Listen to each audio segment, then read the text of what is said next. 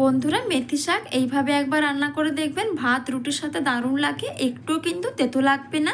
বাচ্চা থেকে বড় সবাই চেয়ে চেয়ে খাবে। প্রথমে মেথি শাকটাকে ভালোভাবে বেছে কেটে আমি ধুয়ে নিয়েছি। এবার কড়াইতে তেল গরম করে আলু এবং ফুলকপি টুকরো টুকরো করে কেটে লবণ এবং হলুদ দিয়ে ভালোভাবে ভেজে নিয়ে ধুয়ে রাখা মেথি শাক দিয়ে নাড়াচাড়া করে একটা পাত্রের মধ্যে তুলে নিচ্ছি। এবার কড়াইতে সর্ষের তেলে তেজপাতা, 5 ফোড়ন, শুকনো লঙ্কা, হলুদ গুঁড়ো আর দিয়ে দিলাম আদা বাটা। আদা বাটা ভেজে নিয়ে কিছুটা টমেটো দিয়ে হলুদ গুঁড়ো, লঙ্কার গুঁড়ো, জিরে গুঁড়ো আর দিয়ে দিলাম ধনে গুঁড়ো। ব্যাস মশলাটাকে কষিয়ে নিয়ে লবণ দিয়ে দিলাম সামান্য পরিমাণে আর দিয়ে দিচ্ছি 1 চামচ পরিমাণ সর্ষে বাটা।